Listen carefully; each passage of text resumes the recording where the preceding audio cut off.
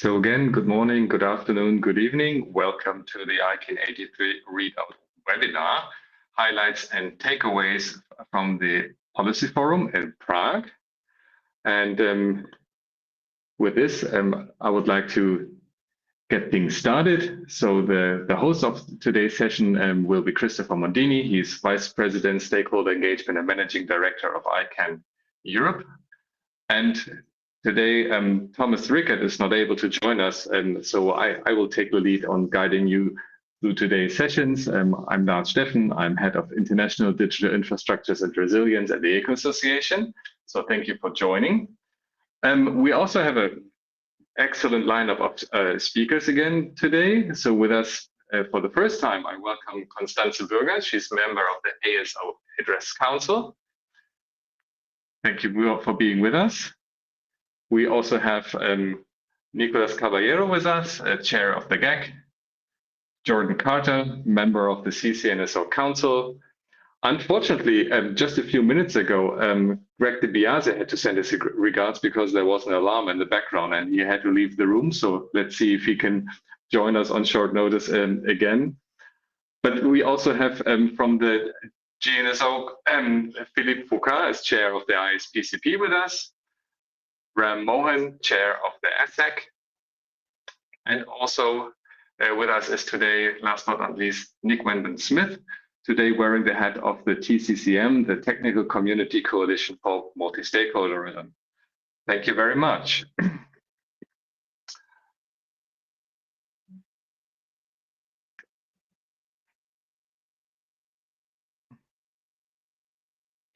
So before we start the session, I would like to take you to our housekeeping rules. So of course, this webinar will be recorded.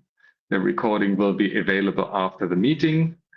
Of course, this is with ICANN. This ICANN webinar is following this expected standards of behavior.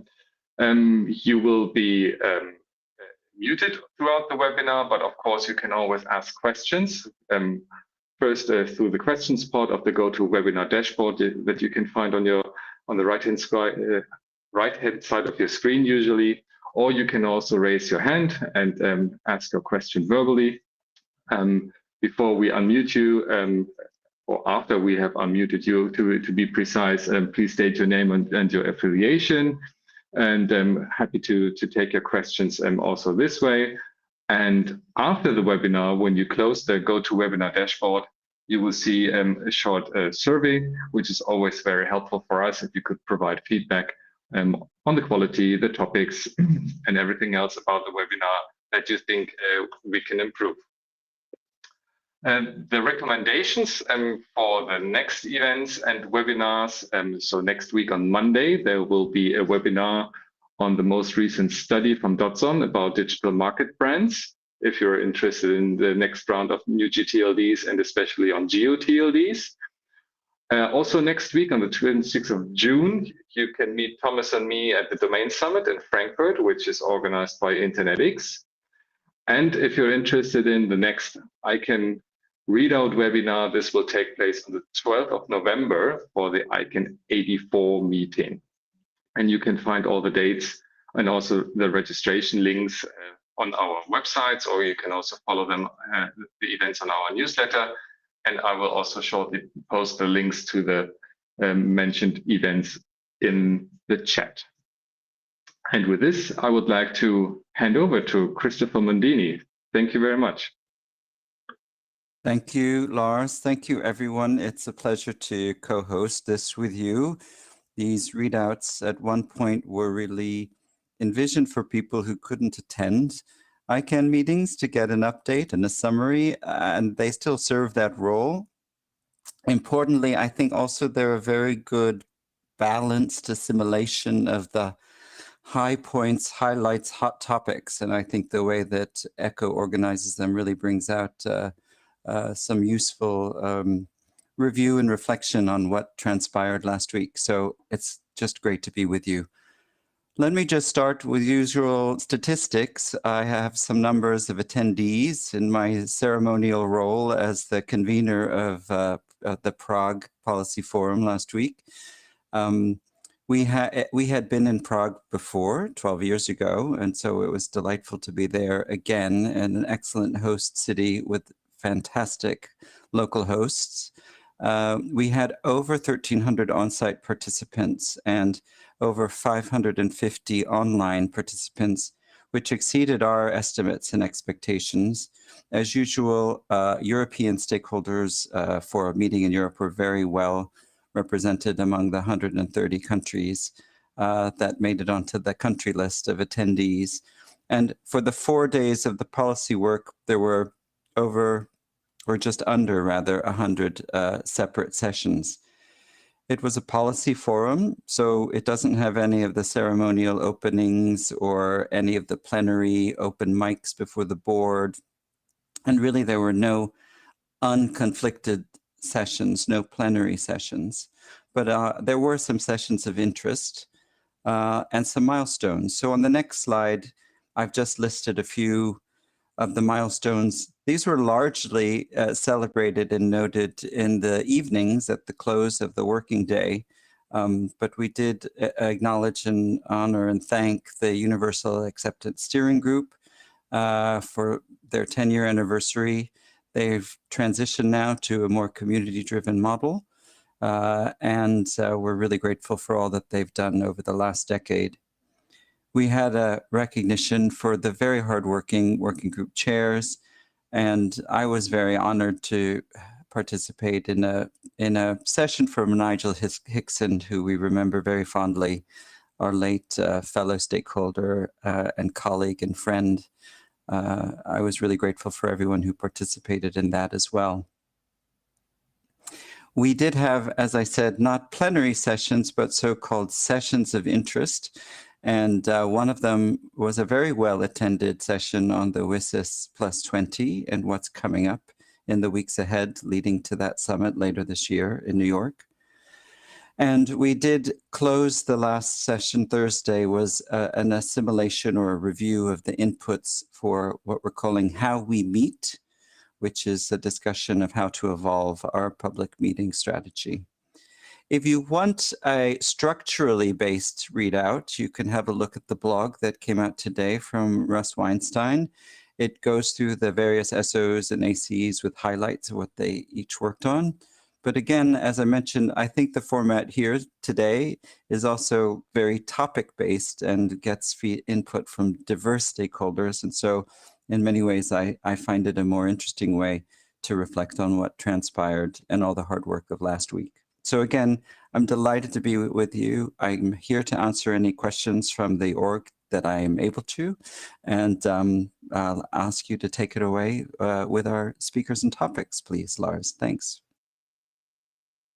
Thank you very much, Chris. And as you just rightfully mentioned, for those who are already familiar with the format of this webinar, we don't go through the ICANN structure and going through all the supporting organizations and advisory committees.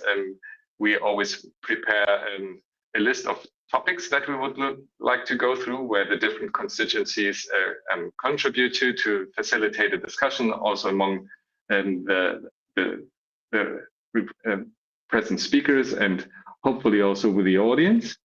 And the first topic that we would like to discuss today is the review of reviews, or the pilot holistic review that's also included in this. And Jordan Carter volunteered to get things started and to cover this topic. Jordan, the floor is yours. Thanks, Lars, and good afternoon, everyone. My name is Jordan Carter. I'm one of the 2 vice chairs of the ccNSO Council, and it's a pleasure, as always, to be here as part of this readout webinar. The review of reviews, I guess everyone will be familiar with the fact that in May this year, the board decided to kind of push pause on the reviews. It confirmed in that resolution that the CIP would keep going and deferred all of the organizational reviews until the first continuous improvement process cycle is done. It concluded the pilot holistic review, for which the piloting group had locked up about whether it could actually design it or not. It continued the deferral of the ATRT4, and it continued deferral of the SSR review and the RDS specific review and it called for a community discussion and dialogue on what would happen.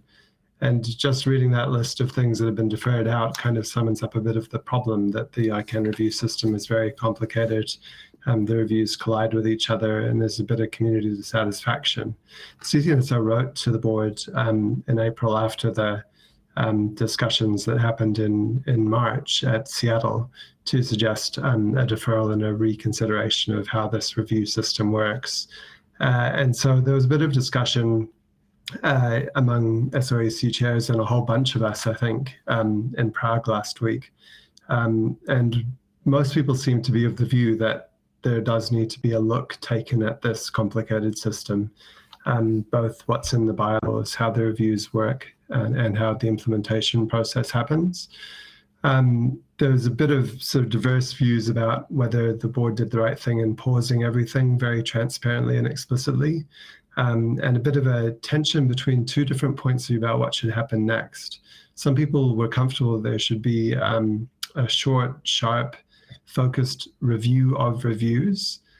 Some people were of the view that to do that, you would need to pass a time-limited bylaw amendment, which would kind of validate that review process and the suspension of all of the existing reviews. And some people felt that the existing accountability and transparency review, the ATRT4 that's due to have started, would be the preferred mechanism to do this reviews. I share the view of the ccNSO that the ATRT option isn't a good one. The way the review is composed and the mandated bylaws required scope of it are much broader than just looking at the reviews. If we use that, would break the ATRT itself.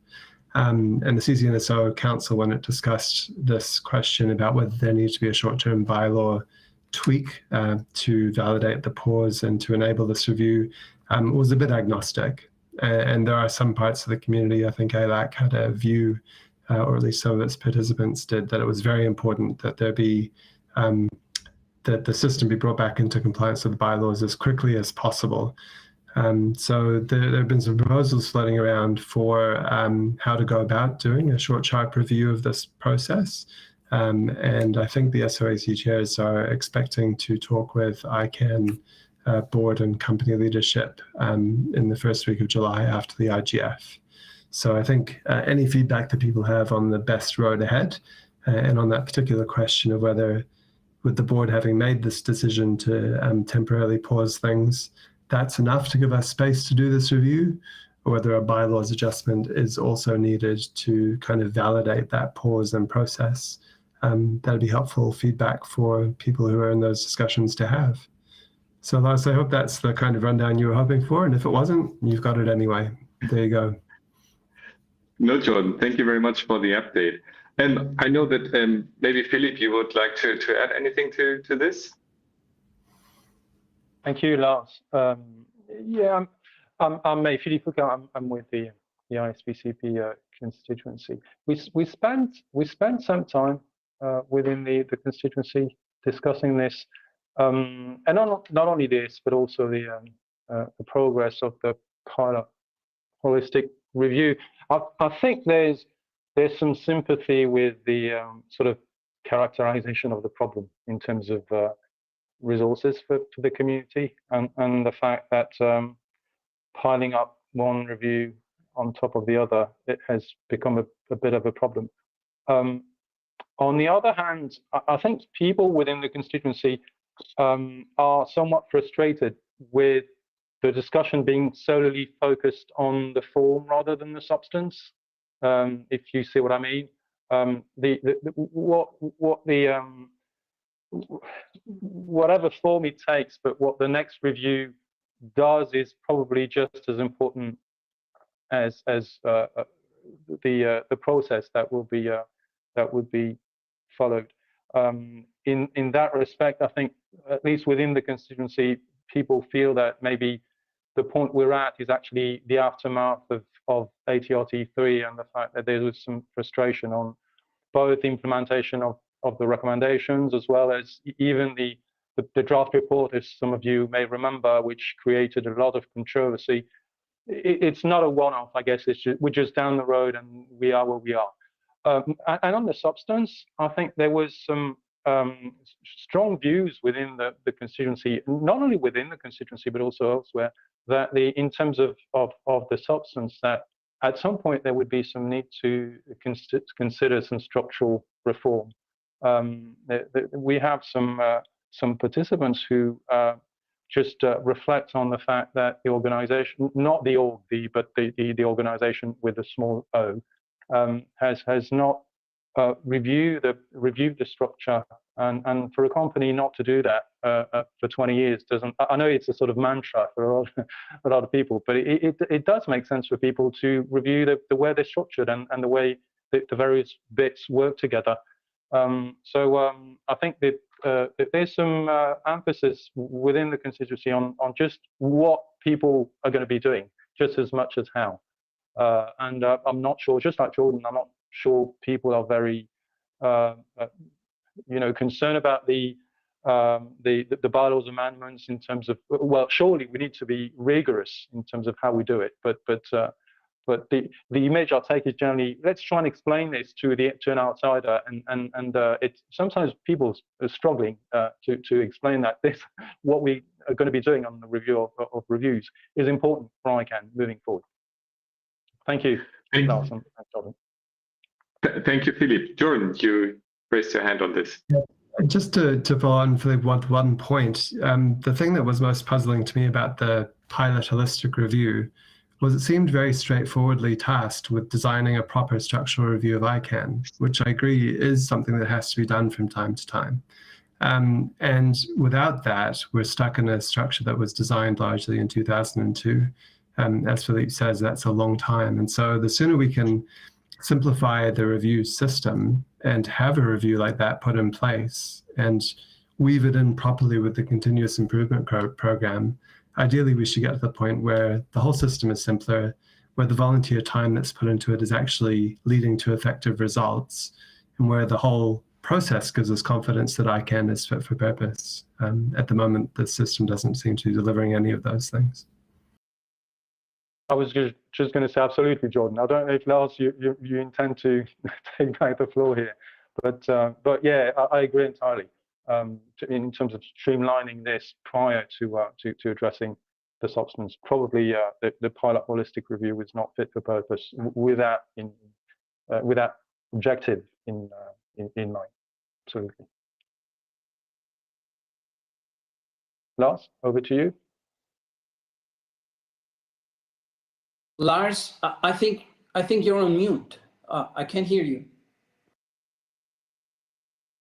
Nico, can you hear us now? All right. Yeah. I can hear you now. Please. Sorry. Apparently you were on mute. No, very, very quickly on this topic, more specifically referring to the ATRT4, I couldn't agree more with Jordan in terms of having something a little bit simpler, more straightforward, more direct. Just for the record, I wanted to note that we, that the GAG recalled, the essential character, of the ATRT4, reviews as mandated by the ICANN, by the bylaws, and their central role, for the well-functioning of ICANN's multi-stakeholder accountability, transparency, and governance, and accordingly, the GAG calls on the board. We basically, even though it was provided as not as consensus advice, but it was included under issues of importance. But we basically called the board to expedite consultations on the matter with the with the multi-stakeholder community, which, according to my understanding, is already happening, and I stand to be corrected here. Again, just for the record, and again, to agree with Jordan. Thank you. Thank you, Nico. Do we have any other comments on this topic? No, that doesn't seem to be the case. Thank you very much for the very good summary on this. The next topic that we would like to cover is something that also Chris also already mentioned in his introduction, and also in the light of the upcoming IGF next week in Oslo. It's a very important one, which is WSIS +20. And for this, I would like to give the floor to Nick, to provide an update on the current status of the debate. But maybe we can move on to the next topic, Nick, so that we can give you some more time to get things fixed. So the next topic that we have on our agenda is the next round of GTLDs. And as we don't have Joanna Kulisa with us today, Nico agreed to take the lead on this topic. So Nico, please, the floor is yours. Absolutely. Can you hear me? Yes, loud and clear. Please give me thumbs up or something. Oh, okay. So, you know, I prepared basically four main topics for today. The first one being the IRT progress, the second being urgent priorities, you know, as pertaining to the applicant, to the ASP, the applicant support program, and some recommendations and some other comments. The GAC, you know, the GAC's point of view as regarding, you know, readiness for the next round GTLD evaluation, and then finally some forward looking actions. And I'll try to be quick and straight to the point. So we basically, you know, we recognize the critical milestone, you know, achieved by the IRT with the submission of the complete draft applicant guidebook, the AGB, for public comment. That's a very good thing. This document basically lays the groundwork, according to our view, you know, for a structured and transparent application process in the next round of GTLDs. We also, you know, extend our gratitude, you know, to the IRT members, including our dedicated GAC representatives, for their tireless efforts in delivering this, again, as I said before, foundational work, right? Some key observations I can share with you at this point is that the draft, you know, the guidebook reflects, you know, extensive community input and aligns with ICANN's multi-stakeholder model. So we're fine with that. You know, another observation is that the public comment period is a pivotal opportunity, you know, for stakeholders to refine policies, particularly on string contention, rights protection, and DNS abuse mitigation, which is a big thing for the GAC, and we can talk about that later on, right? And also that the GAC will actively, you know, monitor feedback to ensure public interest concerns, like, for example, geographic names and consumer protection and so on and so forth, are addressed, you know, are duly addressed in the final version.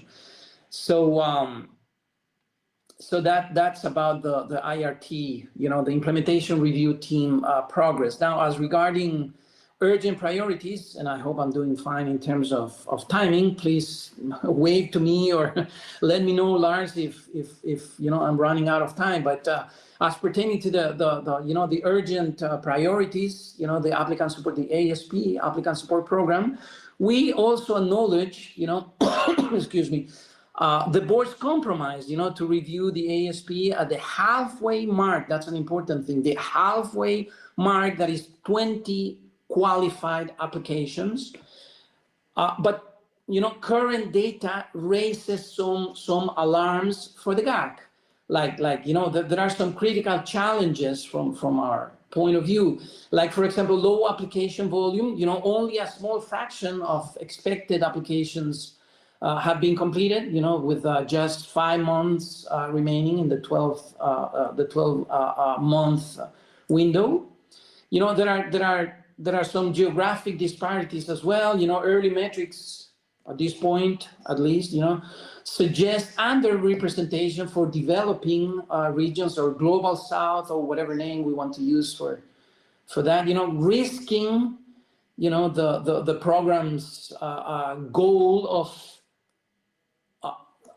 inclusivity, I would say. We have also identified some systemic barriers, like potential applicants, especially those new to the ICANN processes, facing hurdles, such as, on the one hand, very complex paperwork, very limited awareness and lack of local support, local support in some cases.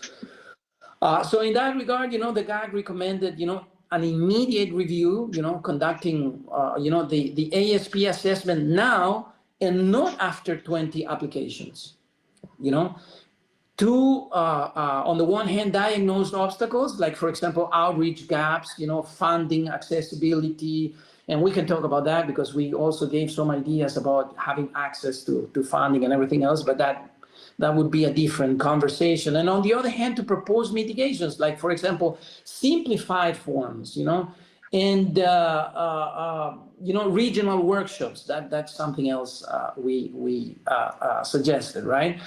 Another thing would be targeted outreach, redirecting resources to, for example, high potential and underserved regions, via, and this is, again, just an idea, government-led awareness campaigns, leveraging somehow ICANN's stakeholder teams whenever possible, and partnerships in general, with local registries and CCTLDs whenever possible. And then in this regard, finally, some sort of budget flexibility, preparing to expand funding if qualified applications exceed the 40, I think it was 40 to 45 cap, if I recall correctly, ensuring again that no deserving candidate is excluded, which was the whole idea right from the beginning, right? And I can quote, something coming directly from the GAC communique, which is that, at the current pace, the current pace may not allow, and I'm quoting, may not allow for timely adjustments. The GAC urges immediate action to salvage the ASP's inclusive purpose, end quote. That's coming directly from the GAC communique. So very quickly, again, the third point was GAC readiness, for GTLD evaluation.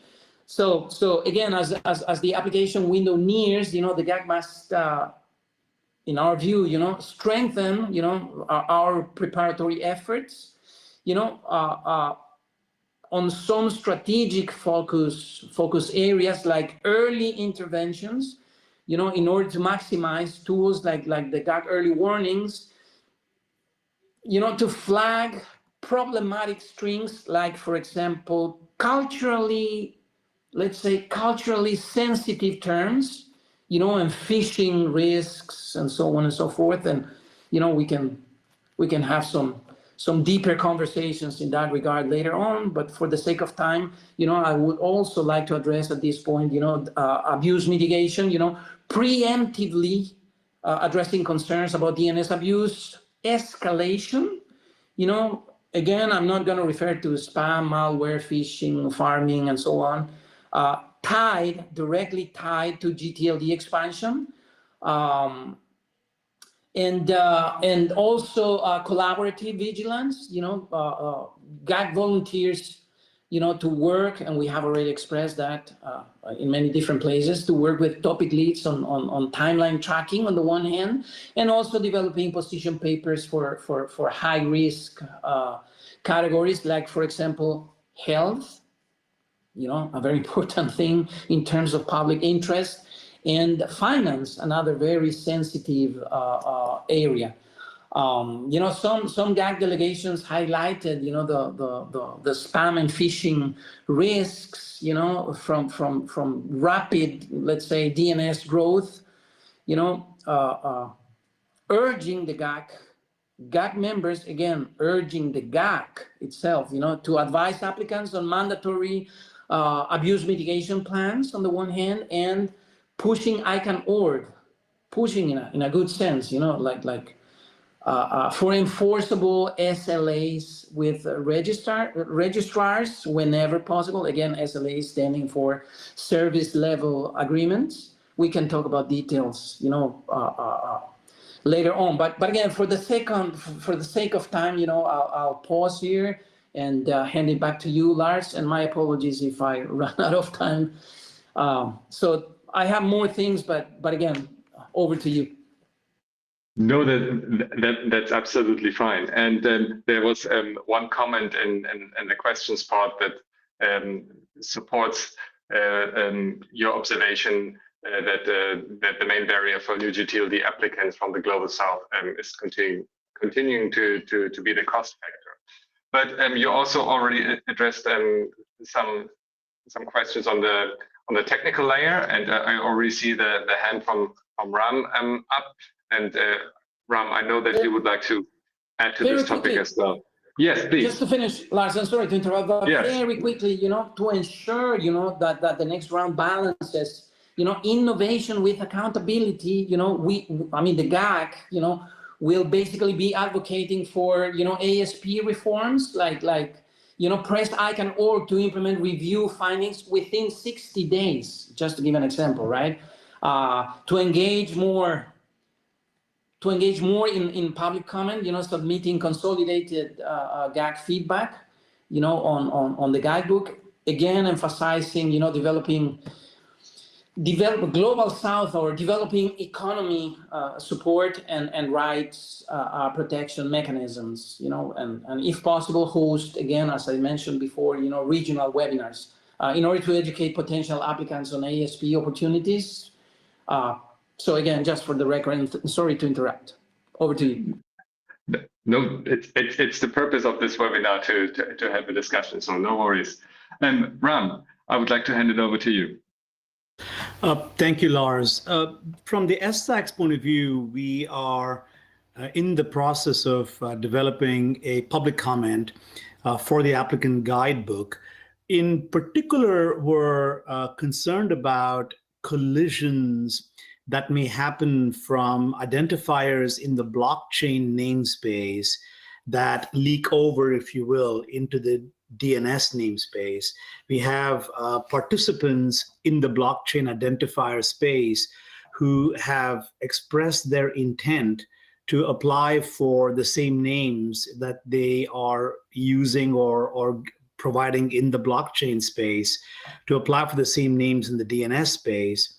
The place where we have some caution for the community, and in particular for ICANN.org, to exercise is the concern about promises made in the blockchain identifier space that have an implication or maybe even a promise of being carried over in the DNS space, and being really clear in understanding that there is no way to tie one namespace to a completely different namespace in a complete and guaranteed manner.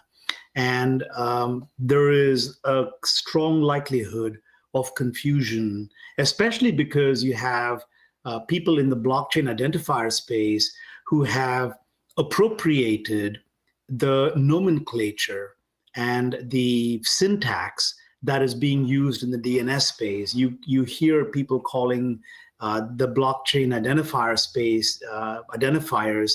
You hear them calling them blockchain domain names. You hear it being called as resolvers in the blockchain space. So a lot of the words and the forms, and more importantly, the trust model that has been built in the DNS space is being I don't know what the right word is being leveraged in the blockchain space. And that is a normal occurrence. What we're concerned about is the linkage between the blockchain space and the DNS space, and doing it in a responsible and predictable way. So we're going to be issuing a public comment on this. And specifically, our focus will be on ICANN.org to help ensure that when they issue identifiers in the DNS space, new TLDs in the DNS space, two operators who claim to have links from those TLDs to identifiers in the blockchain space, that a lot of care and a lot of extra work has to go in. It shouldn't be automatic. Thanks. Thank you, Ram. Nico, you would like to respond to this? No, not to respond as a matter of fact, but just for the record, I just wanted to point out that, from the point of view, from the GAG's point of view, the success of the next GTLD round basically hinges on inclusivity, transparency, and I would say proactive governance. We as government representatives, the GAG remains committed, to, on the one hand, championing equitable access, for underrepresented regions or global south or underdeveloped countries, or however we want to call, those regions. On the other hand, safeguarding the DNS from abuse vectors, and that's why I refer to DNS abuse, and we can have a whole separate conversation in that regard and getting more technical and everything else. And finally, collaborating across ICANN to turn challenges into opportunities, I would say.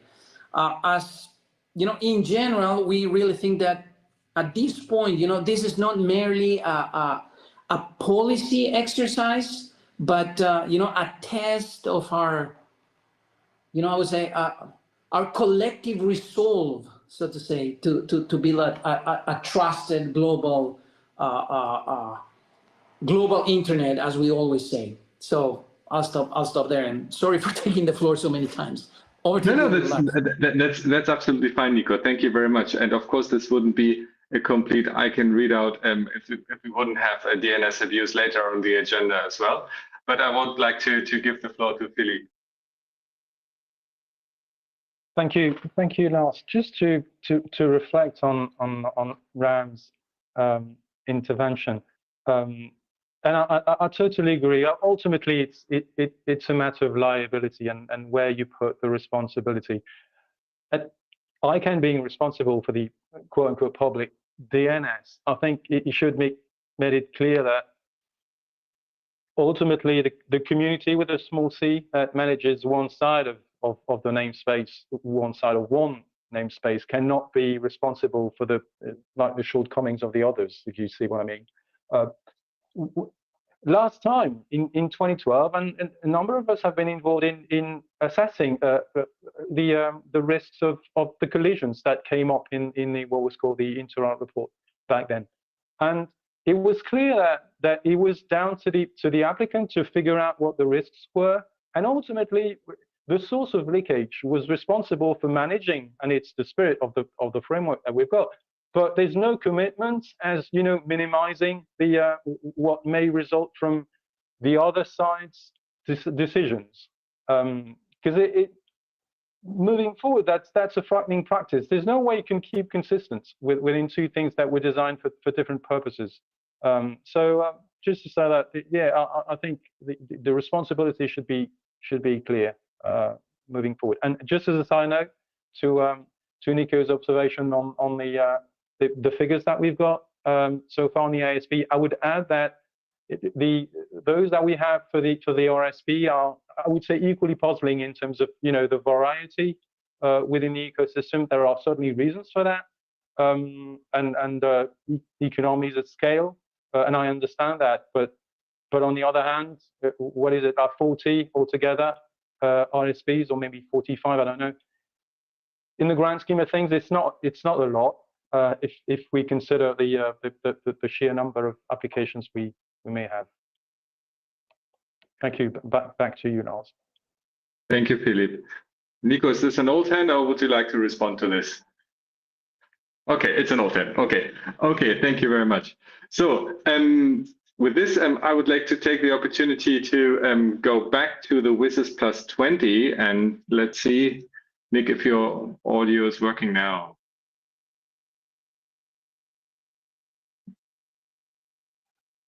No, I can't hear you.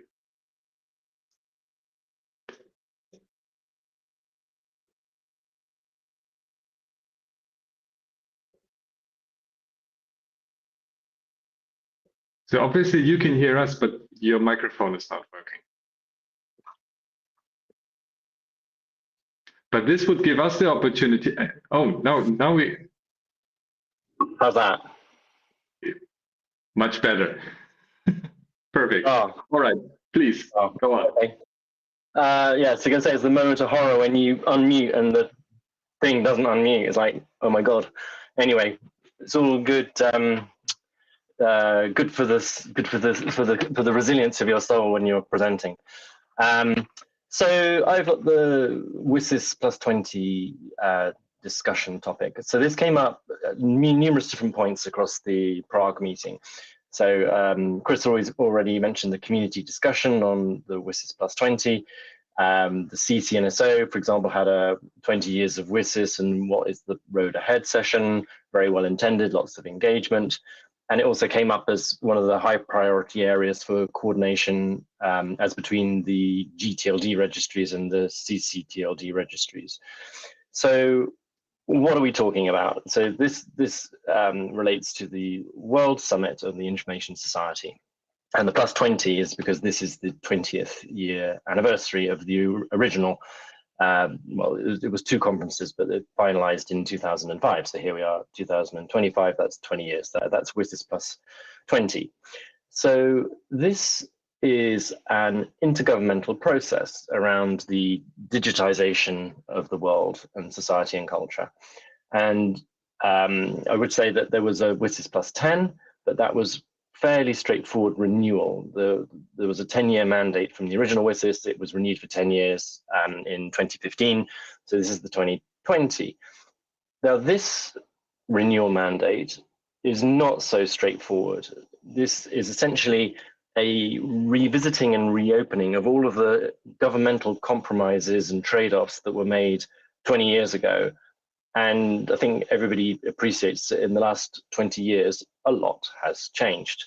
So there are lots and lots of areas of topics. And I should say that in terms of the technical architecture and internet interoperability, this is only a very small part of an overall arching piece of UN treaty, which covers everything from sort of data flows and governance, and looking forwards, areas like AI obviously weren't included in the original WSIS documents. So there's a lot of scope for pretty much every subject of importance to the nation states of today, which touches on digital, which is basically everything, is bundled up in this. But one important part of it is this, the technical layer. And I think for those of us who are sort of following these things, and I'll talk about the TCCM just briefly in a moment, essentially, our engagement is largely focused around preserving the technical security and stability of the internet architecture, and in particular the roles of the ISTAR organizations in terms of how that has operated really very well for the last 20 years. So the TCCM started probably about 2 years ago, because this is a bit like Christmas in the sense that a lot of people seem to be panicking at the last minute now that this is the WSIS plus 20 year. But I think this was foreseen by a number of the particularly ccTLDs a couple of years ago. And it started from a founding group of 4, which is to say UK, Australia, Canada, and New Zealand, the 4 original founders. And we now have 38 members across all of the continents of the world, fundamentally technical operators. I'll put a link to our website and mission statement, but essentially what we're trying to do is to coordinate and encourage the engagement of the technical community to preserve the stability architecture of the thank you Lars, to preserve the technical stability and security, the good, strong, well-functioning operations of the technical layers of the internet and the roles of the ISTAR organizations. And you'll see we put position papers, thought leadership, trying to coordinate with the ISTAR organizations. We have bilateral meetings with the likes of ICANN and ISOC. So that is essentially what we're doing. The next steps, really, so we have next week, it is the Internet Governance Forum in Norway. The Internet Governance Forum is itself an output of WSIS, and so that'll be a very strong element of next week's meeting in Norway. Then we'll have, essentially, we have two, what's in the UN process, they appoint co-facilitators from different nation states. So we've got two co-facilitators who have already been appointed, and who they will be and have been already seeking input. So for example, the TCCM, one of my colleagues spoke last week at the UN open consultation, so they're getting inputs on all of these things. There will then be a what's called a zero draft produced by these co-facilitators. Then there'll be opportunities for consultation and comment, particularly in the WSIS forum, which comes up in Geneva in July. And then going forwards, I think we all understand that although the UN vote is not until December, largely these things are done in advance, right? So now's the time when lots of different things are up in the air for negotiation, discussion, debate, and in the next couple of months, I think we'll have a lot better idea as to where we are all going. So I think I'll probably stop there. But I think, yeah, I'll be interested in Jordan. Obviously knows a lot about this as well, and fellow member of the TCCM from the early days 2 years ago. I'd say that last year there was another UN process, and this was in relation to something called the Global Digital Compact. And I think from our perspective, that was a rather unsatisfactory process in the sense that it did seek to get engagement from the wider multi-stakeholder community, but it was very difficult for non-government people. I think, actually talking to governments, it was very difficult for governments to engage sometimes in the process and understand what was going on. But certainly for non-government operators, it was very opaque, difficult to engage with, and the information as to what was happening was difficult to do that. And so we were very nervous ahead of the WSIS Plus 20 this year, if it was going to follow a similar track. But I would say that there seems to be a lot more positive engagement with the wider multi-stakeholder community, including obviously the technical operators.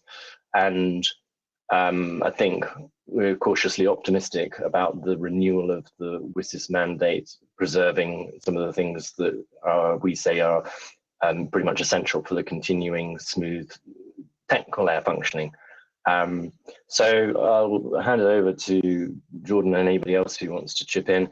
It's a very interesting topic. I think my final point would be that part of the reason of forming a coalition, and it is a technical community coalition, not the only one that could possibly exist, but the reason for doing this is because it's such a large piece of work that we want to work collectively together, because that's more effective in terms of consistency of what our different governments are hearing from us as a technical community.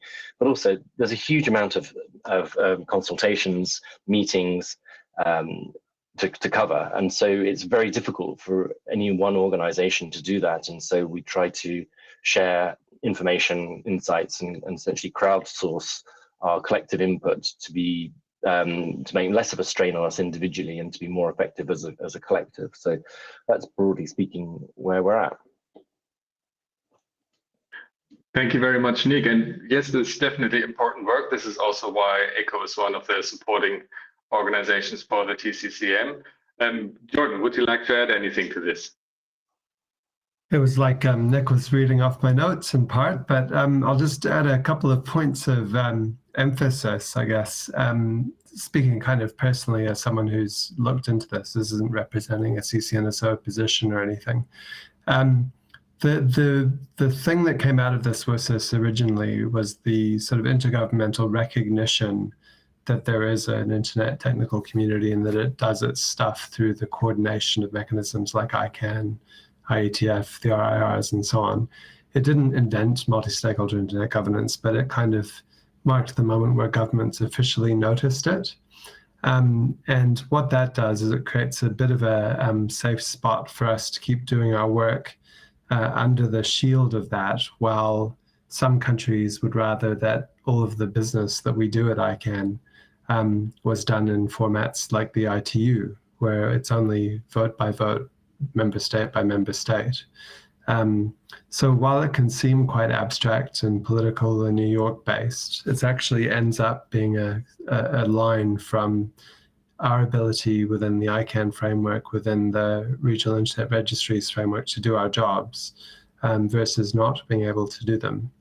So that's part of why we're all interested, I think, in this and why it is important. If the bargain that was made 20 years ago was that we could have a broad-based discussion forum like the IGF, rather than a narrowly scoped decision-making forum about internet names and numbers and other critical resources, which is what some other countries wanted. And that tension hasn't gone away. What's changed partly since 2005 is that the geopolitics of the world has changed. And some of the countries that would rather there was a more intergovernmental slant to some of these technology policies are much more powerful than they were 20 years ago. So that makes it even more important for communities like ours to be having some kind of a say in some kind of a way. And the point of that, the TCCM, was to make it easier for people to do that, really. So that's all I'll add. Thank you very much, Jordan. And thank you again, Nick, for the update on the WSIS Plus 20 process.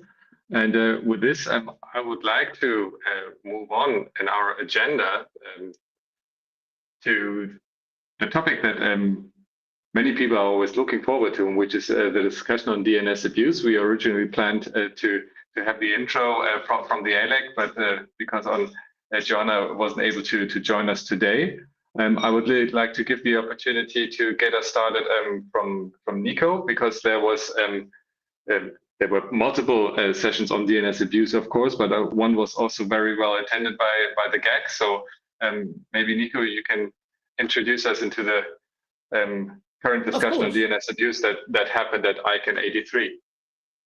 Of course, it will be my pleasure, and sorry, that we can't have Joanna with us today.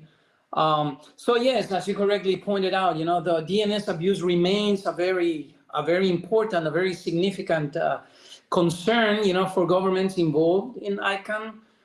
We welcome, last year's amendments, contractual amendments, establishing obligations for the CPs, that is for the contracted parties, to mitigate and whenever possible, disrupt DNS abuse as a first step, I would say.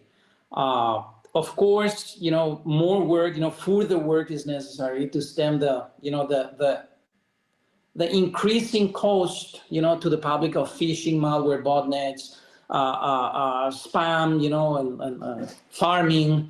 Even though phishing is, I would say, 95%. I don't remember the exact statistics, but I think it makes up, around 95% of, as a form of DNS abuse. So we addressed, those issues under issues of importance in our GAC. ICANN83 communique on the one hand, and on the other hand, we also gave consensus advice. I'll get to that point a little bit later. But in general, I just, for the record, I just wanted to point out that, the GAC, believes that, the full spectrum of ideas, so far discussed, including both proactive and reactive measures, deserve attention. The many different discussions have included specific issue areas such as, associated domain checking, bulk registrations, gating application APIs, application programming interfaces. I understand everybody's familiar with APIs, and investigating, subdomains, public reporting of abuse, statistics, shared more openly, and we can have a whole different conversation about open data and open data policies and open source policies and many different things, but that's, again, for a different discussion. Another example is the relationship between the timeliness, of registration data verification, right, and DNS abuse, and the correlation, and transparency reporting obligations. So basically, the GAC provided consensus advice during ICANN 83. Let me read it for you, and I'll quote the communique, the GAC communique. Quote, to urge the GNSO Council to undertake all necessary preparations prior to ICANN 84 towards starting targeted and narrowly scoped, that's an important thing as well, a narrowly scoped policy development processes on DNS abuse issues, prioritizing bulk registration of malicious domain names, and the responsibility of registrars to investigate domains associated with registrant accounts that are the subject of actionable reports of DNS abuse. So I'll stop here in order to see if there are reactions, but that's more or less, broadly speaking, our take on this very important issue for the GAG, which is DNS abuse. So I'll pause here, Lars, in order to see if there are comments or questions. Over to you. Thank you, Nico. Jordan, you just switch off your camera. I just wanted to move on to the desk session at the ccNSO.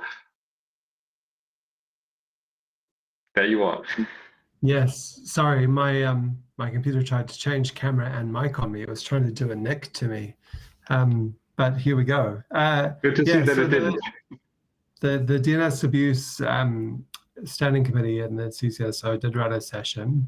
And the focus this time was on online scams and financial crime, which is sort of a topic that was identified at the last meeting. And compared to the GNSO definitions and what's in the contracts for contracted parties and so on is a little bit beyond the traditional scope. The purpose in the Prague meeting, and Nick is the chair or the vice chair of this group, so he can probably add more details. Was to look at the role of CCTLDs in dealing with this bigger picture and raising awareness of the issues. So there were a couple of CCs that positioned what they did. Auda did .au, and the Singaporeans did as well, sgnic.sg. There was also a chance to present the work of the Internet Infrastructure Forum, which is trying to come at this by also saying that beyond the DNS, hosting providers are a key component in effectively dealing with these problems of financial abuse or scams. And there was also, because you want law enforcement in the room, there was a presentation from the FBI as well on the scale of online internet-mediated crime. And there's this a factoid out of that, $16 billion in internet-related crime that they identified in 2024. And that was up 33% on 2023. So I think that helps to explain both the scale of the problem, why there is pressure coming from GAC and governments in dealing with this. So for the ccNSO's track, obviously each registry does its own policy in conformance with its national law and community expectations. And they want to deepen, that group wants to deepen the understanding of this topic with other stakeholder and other perspectives in the room in Oman. So there'll be more to come here. So that's my potted review of what came up in Prague. There you go. Thank you very much, Jordan. And Philippe, would you like to add anything from the GNSO perspective, even also especially due to the fact that Greg is obviously not able to rejoin us? Thanks, Lars. I'm not sure I can cover everything that the GNSO does on this, but just to let people know that on the one hand, on the sort of pre-policy side of things, the GNSO Council has had what they call a small team on the topic that's been resuscitated. There's been a small team for ages, but I think it was recreated a couple of months ago, probably, to consider the various avenues to tackle topic. During ICANN83, there've been at least three or four tracks within the ccNSO to consider a potential way to address the problem. I don't know if I'm cautious enough, but one of which was indeed a PDP. Others argued for another round of direct negotiation between the organization and the contracted parties. All of this being around the timeline, because in terms of I wouldn't know the PDP manual by heart, but we're talking at least 14 months, and it's when you deal with on the other side things like AI generated registrations, it's a losing race, as it were. So the commercial stakeholder group in particular has put together a number of issues that Nico alluded to, was sort of aligned with what Nico said in terms of addressing bulk registrations, imposted domain names, the need to pivot, as they say, to sort of generalize when you've identified an issue and address the case at hand, try to generalize it. In terms of the account, for example, that would facilitate addressing the problem holistically. I guess that's the word, rather than just playing whack-a-mole. So we've been dealing with this. I think we don't have a solution. I guess all of this, at least as far as the ccNSO is concerned, will go through council ultimately with the various inputs. But at least within the commercial stakeholder group, people are acutely aware of the need to address that as quickly as possible. And I think people realize that. I know there are existential issues for ICANN, but this one, as nature aborts a vacuum, as we say, and ultimately, if as far as Gs are concerned, if ICANN doesn't do anything on this, the lawmakers will, and it's not good for fragmentation. I think we know that by and large, and there was a session with between the CSG and the contracted parties at ICANN83 on reviewing the cases and trying to understand why the way some of the abuse reports were written were not fit for purpose, as far as a legal team from a registrar, for instance, would read that report. So it's really hands-on work, but ultimately we appreciate that there are just probably a handful, maybe not a handful, but a marginal part of the contracted parties who actually ROG, if I may use the word, registrars, and the other part is good-willing. So I think it's within the interest overall of the community to address that. We just hope that we can do it timely moving forward. Thanks, Lars, over to you. Thank you, Philippe. Nick, please. Yeah, just a couple of extra points. Thanks very much to Jordan and also to Philippe for their points on this. From the CC's point of view, we're not so much looking at the main ICANN preoccupations of abusively registered domains, because there's such a small number of abusively registered domains in most CCTLDs, even large open ones like .uk or .de. The issue of compromised websites, of innocent registrations, where you've got an elderly or an increasingly aging population of websites where they've been around for many years and they just have not got the correct countermeasures for virus and cybersecurity that you would expect. So the majority, or in some CCTLDs, the majority of the phishing attacks are done through compromised websites. So it's actually nothing to do with the domain registration at all. So that is something that we've been socializing. It's very interesting to hear from the Singapore registry, for example, how proactive they are at reaching out to their registrants, using their local connections with law enforcement to actually remove at source, which is why it's so interesting and quite a complicated area. So I think that's an area that we're going to continue to discuss, which is what more can registries do to facilitate that sort of getting to the root cause of it and fundamentally taking things down more effectively. But also I think from the CC's point of view, not removing abuse, but actually preventing it from happening in the first place is really our priority. The second thing is, and this is with a slightly different hat on, but I sit on the advisory council for the NetBeacon Institute, who do a lot of reports on these sorts of things and done some thought leadership. And they've recently published a white paper setting out 5 potential sort of short, narrow focused PDPs, including these things which are seem to be a big problem and low hanging fruit in terms of bulk registrations, allowing access to APIs for bulk registration to people with really very little due diligence and checking. You know, this pivot thing where if you have an account which has 100 domain names in, and one of them is clearly got actionable DNS abuse, well, wouldn't it be a good idea to have a look at the other 99 on that account? So this is this sort of, well, you know, just use a bit of curiosity when you receive your abuse reports. And if it seems to be linked with clearly other numerous abusively registered domain names to carry out phishing attacks, then wouldn't you, as a prudent and respectable operator of a technical infrastructure, perhaps do something about the other 99 without having to receive a formal report for all of the 100 domains? If you get one, then, you know, use some initiative and that sort of thing. So those are, I think, gaining traction, and I think 1 or 2 of those will go through to a fairly focused PDP before the next ICANN meeting, if the ccNSO Council, am I allowed to say this, has got any sense. I think they will see, as Philippe said, where the wind is blowing, and take on board, I think, what are very constructive and positively intentioned proposals to actually make a meaningful difference. Thanks. Thank you, Nick, for mentioning the paper from the NetBeacon Institute with the PDP proposals. That's very important. Nick, you just lowered your hand.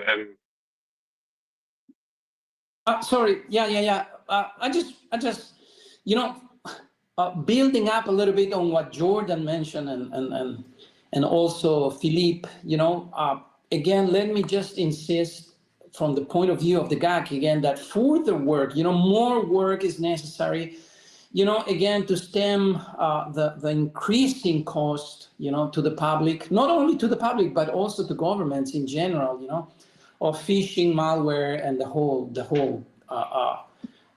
you know, the other forms of DNS abuse. Now, one very quick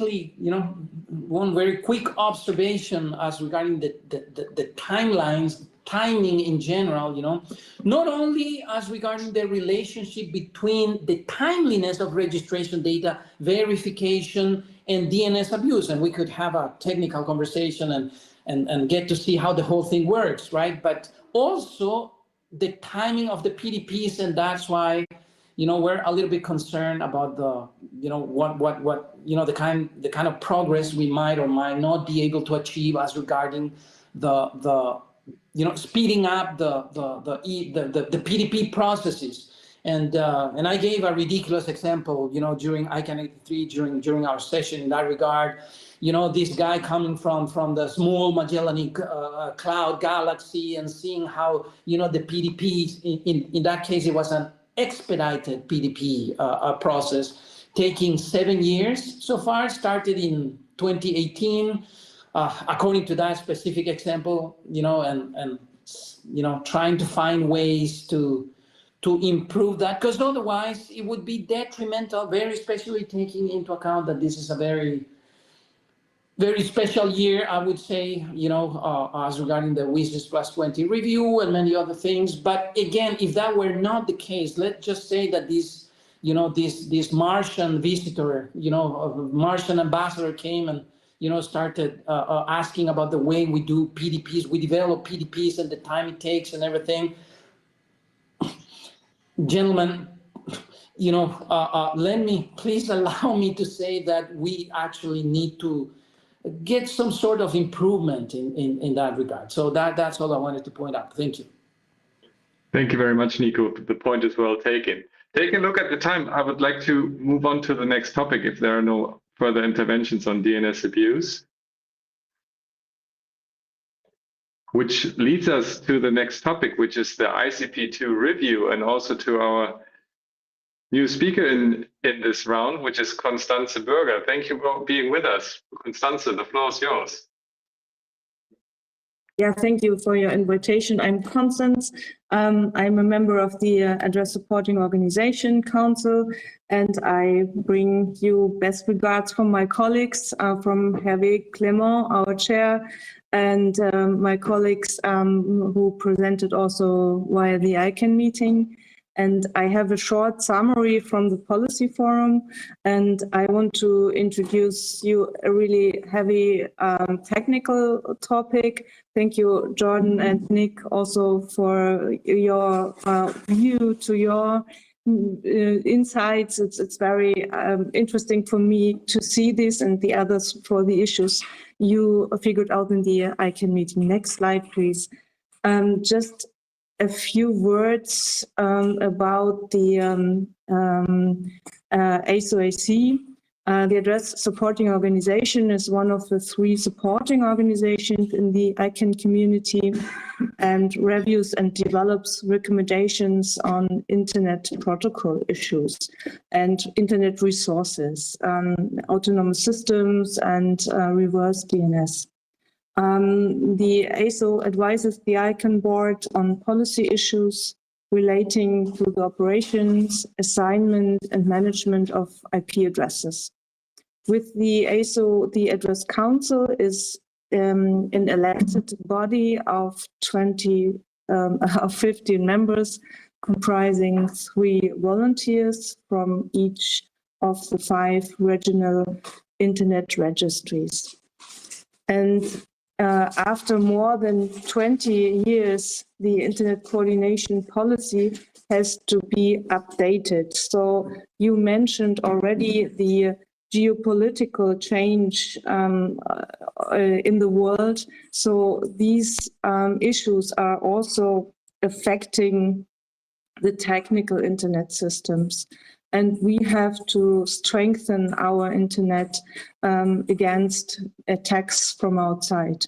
So the ASO-AC conducted an ICANN public comment process on the ICP2 version 2. We incorporated inputs from ICANN public comment into, and also from the consultations from the RIRs. And we drafted RIR governance document as a new document. Please, next slide.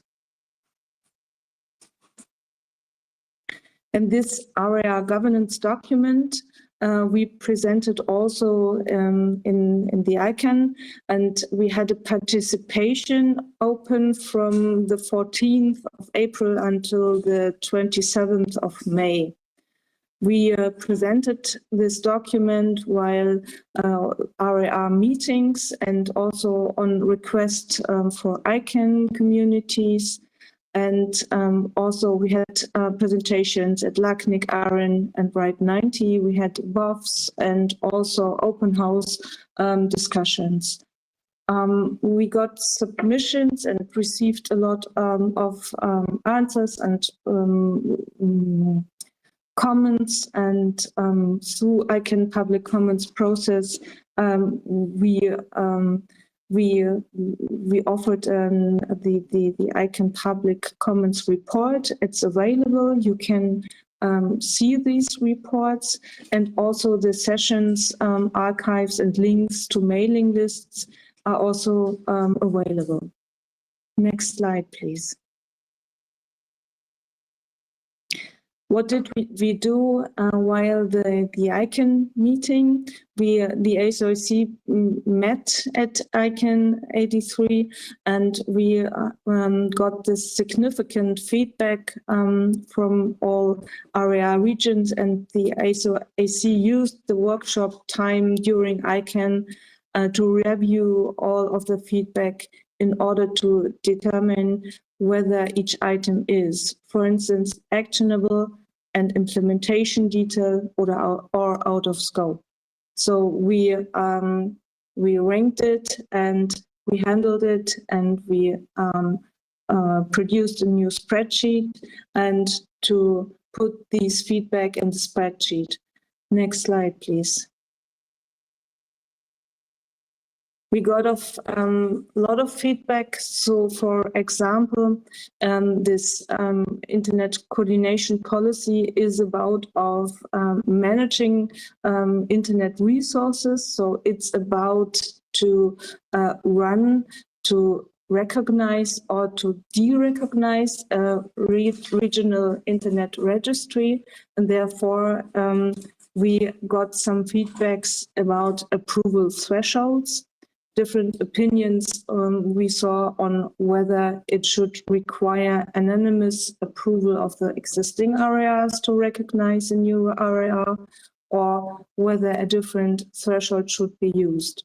The number of the areas was a very important topic. We saw different opinions on how to determine the appropriate number of areas. In the moment, we have 5 areas, and so you can imagine every new areas coming up is quite is an input and inputs our ecosystem, and so the discussion about the number of areas is very important as well. So audits, desire for more frequent detailed audit procedures to identify problems early. It's a very important issue. We saw, or you know, what happened with Afrinic, so this we want to prevent. Initiation, should ICANN be able to initiate a proposal to recognize an area? These are all questions we have to handle. Review, appeal, continuity of handoff. These are samples for feedback, and all these feedback we have to work in the new document. Next slide, please. So what you can expect, next steps, and expect a timeline.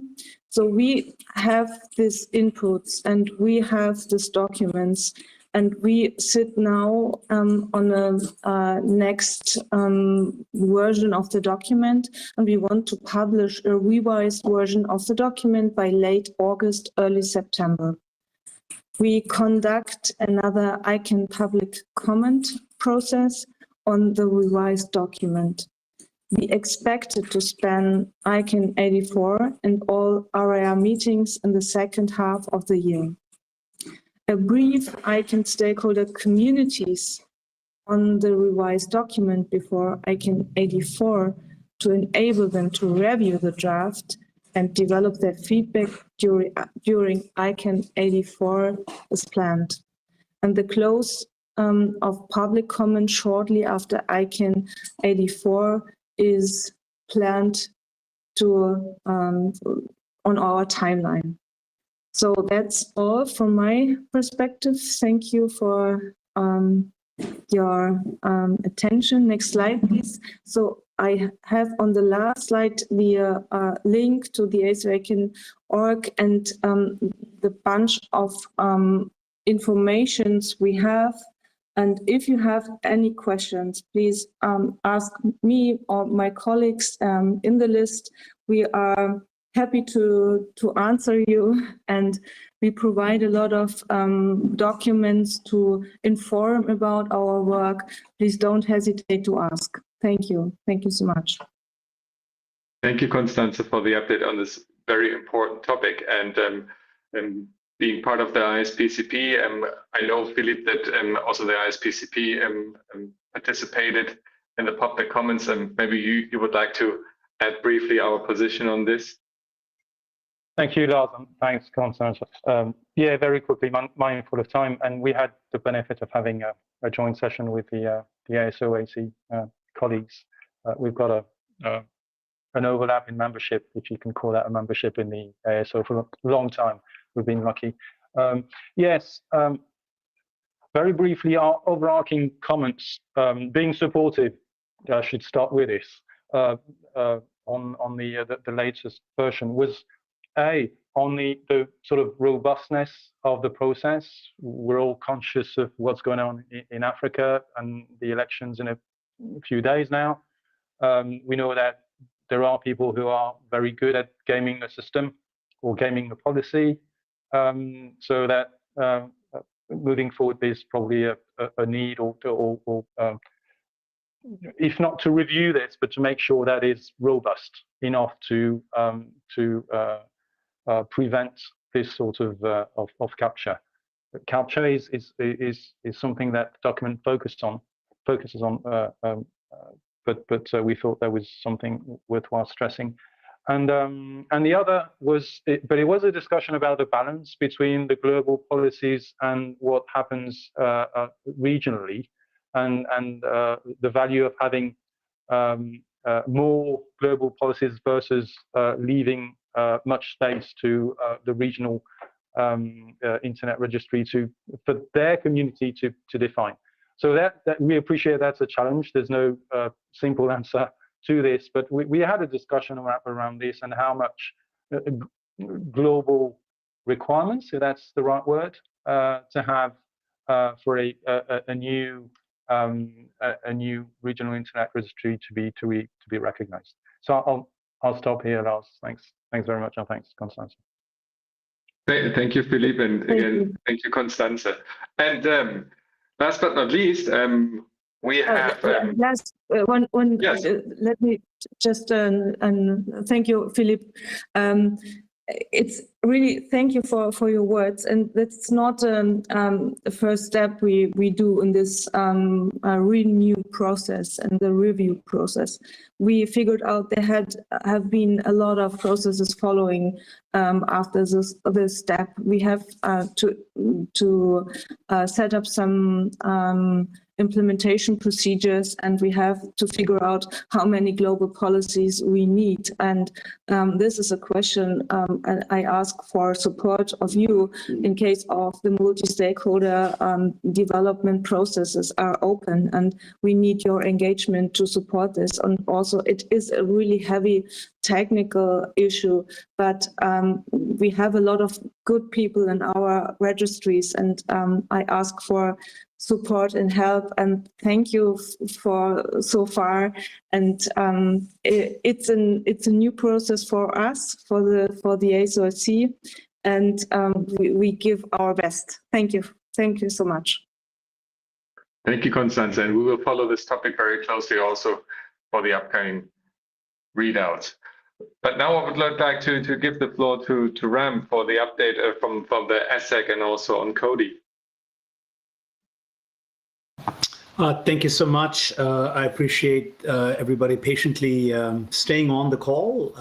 Lots of important topics to cover. From the SSAC's point of view, there were really two major things that we were focused on. We have released a seminal report. It's called SAC 127. It's a report that focuses on the harms and the consequences of DNS blocking. And it really speaks to what is the current state of the art with DNS blocking. Many years ago, the SSAC published a report on DNS blocking, and in that we were, relatively speaking, unequivocal about don't do it. Now we are more nuanced, and we recognize that many jurisdictions, governments have programs that impose DNS blocking, and that's that's kind of where the world has moved to. So our advice now is also more nuanced. It's focused on three things. One, actually be cognizant of what it is you're trying to block and try to make it as precise as possible.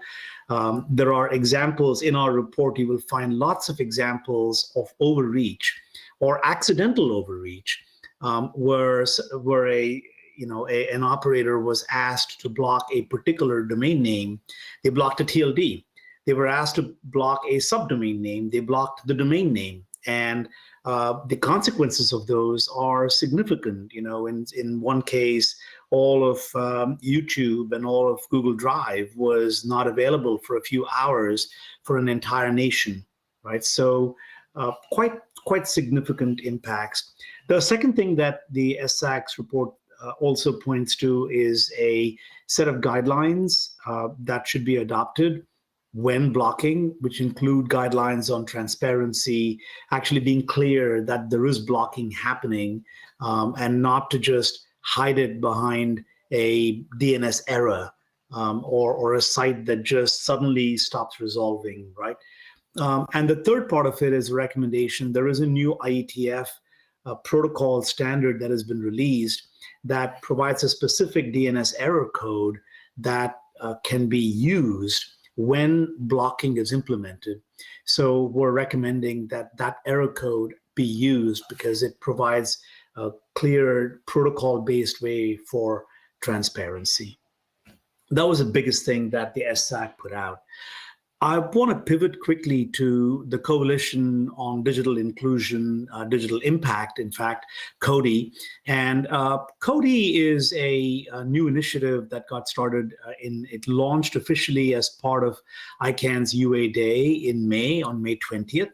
And it's an organization, it's a coalition that includes support from the Internet Society. It includes support from a lot of international organizations. And the focus is on bringing a clarity that digital impact and digital inclusion often does not have language as a key component of it. And we all know that language is essential to reaching the unconnected, to actually getting to meaningful connectivity. And yet, there is not a lot of research, not a lot of information on how language can actually be leveraged to improve inclusion, improve impact. The goal of CODI is to bring organizations that are focused on the last step, not just the last mile, but the last step in the tech stack, to connect them with organizations that are building technology, building tools, and bring them all together. And the goal of CODI is to act as a catalyst for language and inclusion.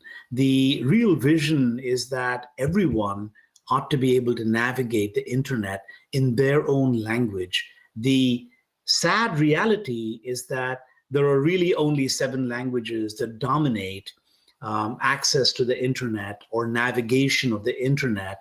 And that means down the road, in a fairly short time, especially with the advent of AI-based LLM models, that many languages in the world are at risk of becoming deprioritized and really increasing the digital divide for populations, including populations with indigenous language and cultures. So that's a launch. Go to codi.global and you'll get more information on that. Back to you, Lars. Thank you, Ram. I just shared the link on the chat, and as if you follow the link, you will see that there are already many supporters, also including Order with Jordan and also Echo, who joined the initiative. So thank you very much for the great update. We've reached the top of the hour, which means that our time is up, but I think we made it on point with our agenda. As always, thank you very much to all the speakers for taking the time for providing the updates. Also, thank you very much to all the attendees. I'm always deeply impressed that you stay online for 90 minutes to follow the full readout, and that we always see more than 100 registrations for each readout. So there's definitely an interest in this format. So thank you very much again for everyone to participate in this, and also to prepare for this webinar. I know that this is always a lot of work for everyone involved, and it's very much appreciated. And this is also why I'm already looking forward to the next readout at the end of the year for ICANN84. And Chris, if you would like to make final remarks, it's now the opportunity.